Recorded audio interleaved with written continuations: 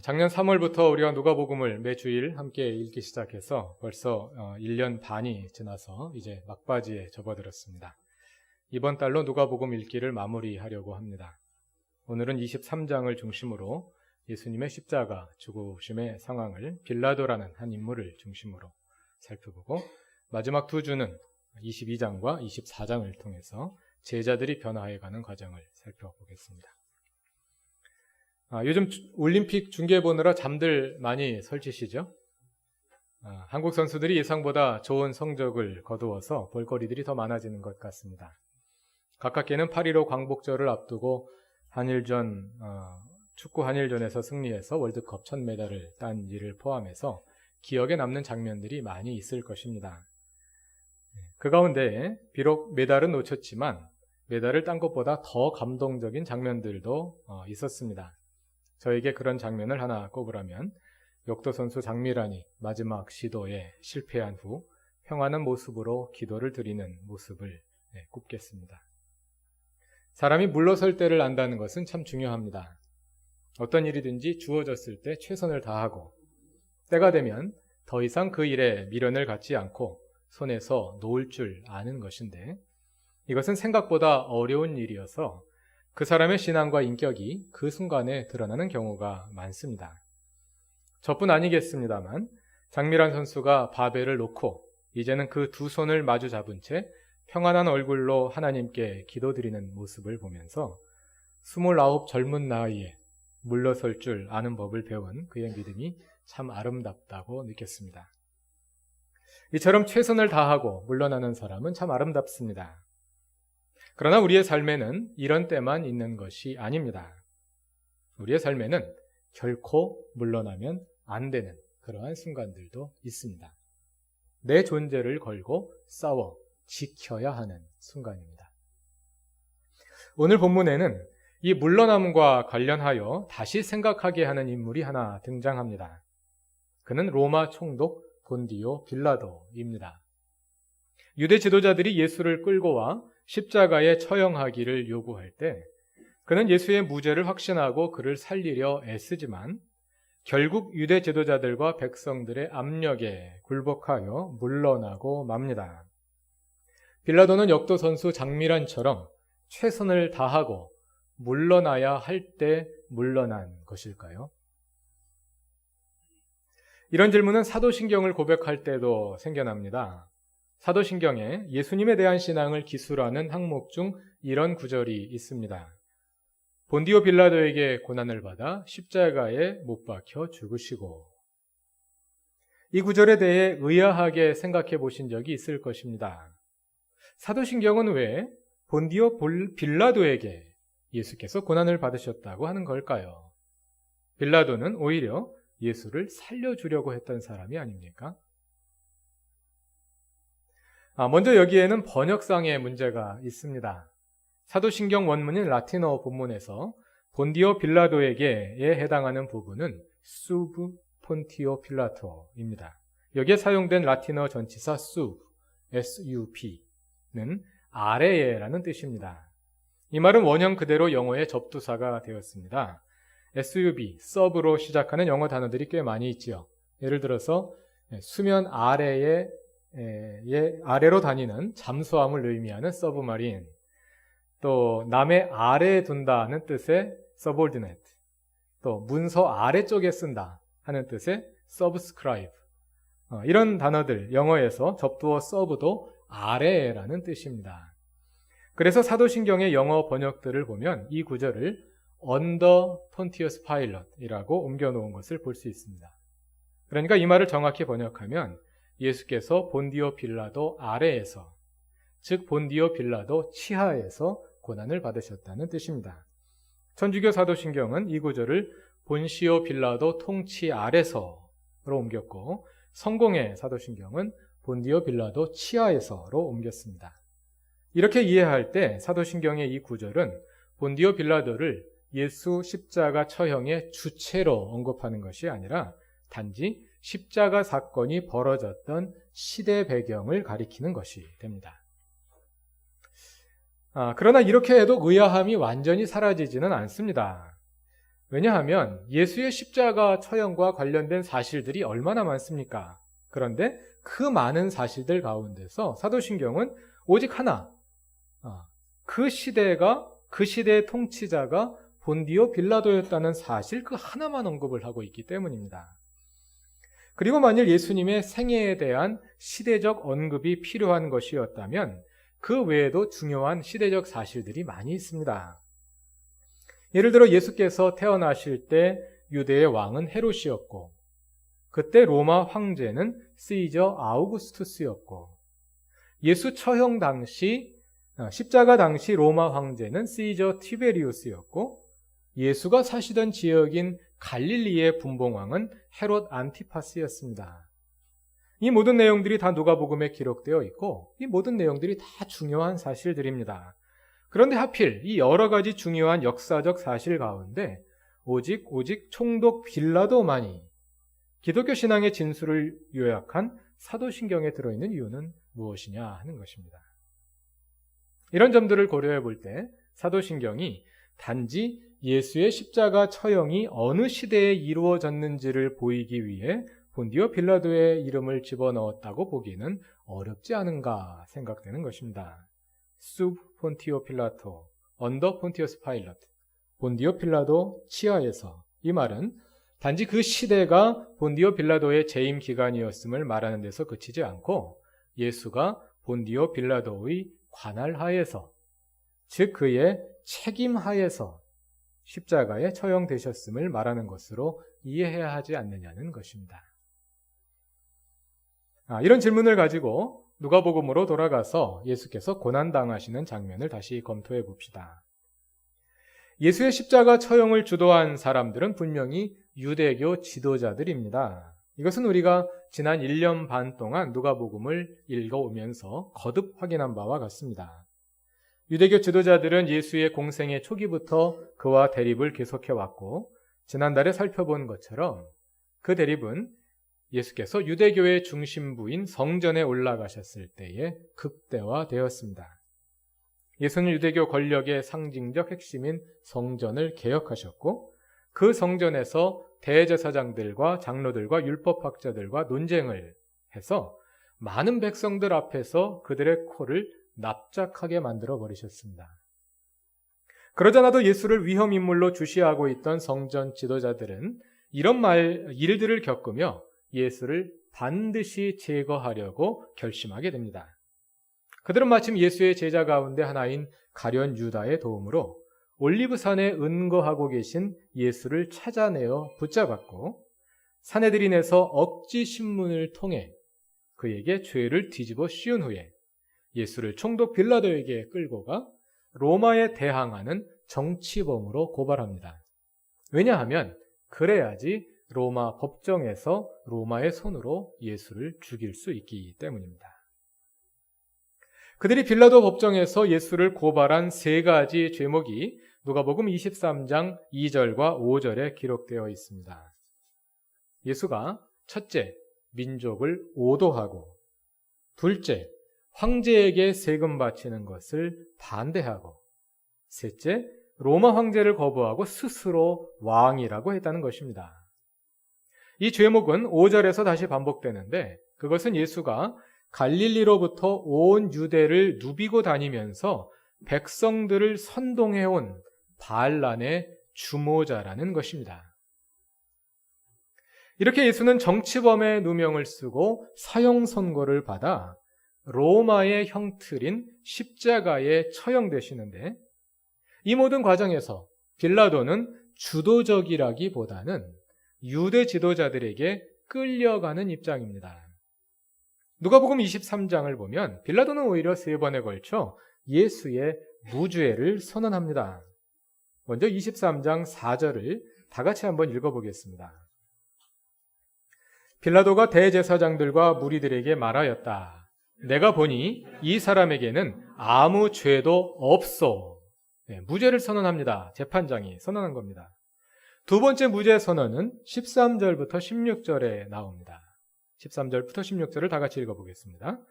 빌라도는 대제사장들과 지도자들과 백성을 불러 모아 놓고서 그들에게 말하였다. 그대들은 이 사람이 백성을 오도한다고 하여 내게로 끌고 왔으나 보다시피 내가 그대들 앞에서 친히 신문하여 보았지만 그대들이 고발한 것과 같은 죄목은 아무것도 이 사람에게서 찾지 못하였어. 헤롯도 또한 그것을 찾지 못하고 그를 우리에게 돌려보낸 것이요. 이 사람은 사형을 받을 만한 일을 하나도 저지르지 않았어. 그러므로 나는 이 사람을 매질이나 하고 놓아주겠어. 그리고 세 번째 무죄 선언이 바로 오늘의 본문입니다. 22절 이하를 보면 빌라도는 세 번째로 예수의 무죄를 선언하고 그 대신 타협안으로 매질이나 해서 놓아주려 하지만 유대 지도자들과 그들의 사주를 받은 백성들이 큰 소리로 우겨대므로 할 수 없이 그들의 요청대로 예수를 십자가에 내어주게 됩니다.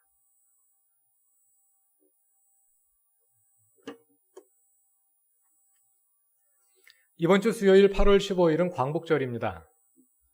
우리는 1945년 8월 15일 해방되기 전 36년 동안 한반도를 강점한 제국주의 일본의 식민 지배를 받았습니다.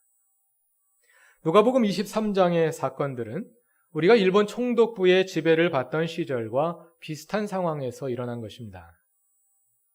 그럼 누가복음은 로마 제국주의에 대해서 그리고 총독 빌라도에 대해서 어떤 입장을 가지고 있는지 궁금하지 않으십니까?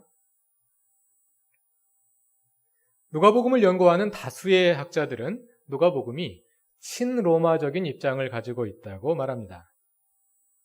누가복음은 데오빌로 각하로 지칭되는 한 로마 관리에게 써보낸 글로서 로마 제국을 향하여 예수와 그의 제자들이 로마의 해가 되지 않는 인물임을 보이고자 했고 또 로마 제국을 미화하고 있다는 것입니다. 그래서 누가복음 23장은 예수의 무죄를 인정한 총독 빌라도를 통해 로마 제국 법질서의 공정함을 보이고자 했고 그와 반면에 예수를 죽인 모든 책임을 유대 지도자들에게 전가시켰다고 주장합니다. 이 주장은 얼핏 누가복음에 담긴 내용과 잘 조화되는 것처럼 보입니다만 사실은 누가복음의 진정한 의도를 읽어내지 못한 것입니다. 이 학자들의 주장처럼 누가복음을 로마 제국이 읽으라고 쓴 것이고 그래서 로마 제국의 한 고위 관리가 누가복음 23장을 읽는다고 가정해 봅시다. 그 사람의 눈에 본디오 빌라도는 어떤 사람으로 비추일까요? 총독 빌라도는 피지배국 유대인들을 살릴 수도 있고 죽일 수도 있는 절대 권력을 가진 사람입니다. 그의 법정에 예수라는 한 피의자가 재판을 받으러 왔습니다. 그 피의자는 무죄임이 분명합니다. 그런데 그는 유대 지도자들의 음모에 희생될 위기에 처해 있습니다. 그들은 예수를 십자가에 못 박으라고 강요합니다. 십자가는 로마의 형틀이기 때문에 오직 총독 빌라도만이 십자가형을 선고할 수 있습니다. 그리고 십자가형은 빌라도의 휘하에 있는 로마 군인들에 의해 집행됩니다. 바로 빌라도 자신의 손으로 십자가형을 집행하는 것입니다. 그런데 총독 빌라도는 예수가 명백히 무죄라는 사실을 잘 알면서도 피지배국 귀족들의 위협에 굴복하여 아무 죄도 없는 예수에게 사형을 선고하고 자기 손으로 예수를 십자가에 처형시킵니다. 만일 로마 제국의 고위 관리들이 누가복음을 읽었다면 그들은 누가복음이 로마 제국을 정의로운 제국으로 긍정적으로 기술하고 있다고 받아들일까요? 아니면 로마 제국은 막강한 권력을 가지고도 피지배국의 부패한 관리들의 위협을 견뎌내지 못하여 무고한 죄인을 알면서도 사형시키는 부조리한 제국으로 기술하고 있다고 받아들일까요? 이런 경우를 생각해 봅시다. 요즘 학교 폭력이 심각한 사회 문제가 되고 있는데 어느 학급에 왕따를 당하는 학생이 하나 있습니다. 그 학생은 순박하고 착해서 늘 당하기만 하며 사는데 어느 날 그 학급의 일진이 그 학생을 선생님 앞에 끌고 와서 그 아이가 자기 돈을 훔쳐갔다고 거짓말을 합니다. 반아이들은 그 일진이 무서워서 아무 소리도 못하고 오히려 그 학생 편을 듭니다. 담임 선생님도 왕따 당하는 학생이 아무 잘못이 없고 돈을 훔쳐가지 않았다는 사실을 잘 알고 있습니다. 그러나 담임 선생님은 그 일진 말을 들어주지 않으면 반이 더 혼란스러워질지도 모른다고 판단합니다. 실제로 그럴 가능성이 많이 있습니다. 그래서 오히려 왕따 당한 학생을 야단치고 그 돈을 물어내라고 명령합니다. 요즘 언론에 가끔 보도되는 내용들과 비슷하지 않습니까? 이와 비슷한 상황이 빌라도의 법정에서 벌어지고 있는 것입니다. 누가복음 23장에서 총독 빌라도는 3번에 걸쳐 예수의 무죄를 선언합니다. 그것은 어떤 사람들이 주장하는 것처럼 빌라도가 예수 죽음에 대해 아무 책임이 없음을 보이기 위한 것이 아닙니다. 그것은 빌라도의 무죄를 보이려 하는 것이 아니라 예수의 무죄를 보이려 하는 것입니다. 이 점을 잘 이해하기 위해서 초대교회의 상황을 생각해 볼 필요가 있습니다. 초대교회의 그리스도인들은 정치적 불순분자라는 의심을 받으며 살았습니다. 왜냐하면 그들은 십자가에 처형된 예수라는 인물을 하나님으로 섬기는 자들이기 때문입니다. 십자가형은 로마 제국에 반란을 일으킨 정치범들을 처형하는 형틀입니다. 그리스도인들이 십자가에 죽은 자를 신으로 섬기는 자들이라면 그들은 정치적으로 위험한 자들임이 분명합니다. 로마 제국에 사는 사람들은 당연히 그렇게 생각할 것입니다.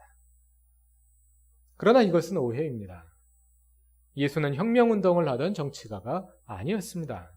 단지 유대 지도자들이 예수를 죽이기 위해 예수에게 그런 죄목을 덮어 씌웠을 뿐입니다. 사복음서 기자들은 예수의 순환 이야기를 통해 그 점을 분명히 보여주고 있습니다. 그런데 그것을 입증해 줄 수 있는 사람은 누구이겠습니까? 그럴 수 있는 사람은 빌라도밖에 없습니다. 왜냐하면 빌라도가 바로 예수에게 십자가형을 선고한 당사자이기 때문입니다. 그리고 예수가 십자가에 처형되었다는 사실은 곧 예수가 정치범이라는 사실을 입증해 주는 것과 다름없습니다. 그렇기 때문에 그것이 아니라는 것을 보일 수 있는 방법은 빌라도 자신의 입으로 예수의 무죄를 선언하고 빌라도가 왜 그럴 수밖에 없었는지를 보여주는 그 방법밖에 없는 것입니다. 그래서 누가복음은 빌라도의 입으로 3번에 걸쳐 예수의 무죄를 선고하게 하는 것입니다. 그리고 예수를 십자가에 처형한 것이 빌라도의 법적 판단에 의한 것이 아니었음을 강조하여 기술하는 것입니다. 그렇게 하는 이유는 빌라도의 공정함을 보여주려는 것이 아니라 예수의 무죄를 보여주려는 것입니다. 누가복음 23장을 보면 빌라도라는 인물은 공정하고 어찌 보면 유약해 보이기까지 하지만 사실은 그렇지 않습니다. 그것은 그 당시 역사 기록을 보면 확인할 수 있지만 누가복음 안에서 빌라도가 어떤 인물인지를 암시하는 내용이 있습니다. 13장 1절입니다. 다 같이 찾아서 읽어보겠습니다.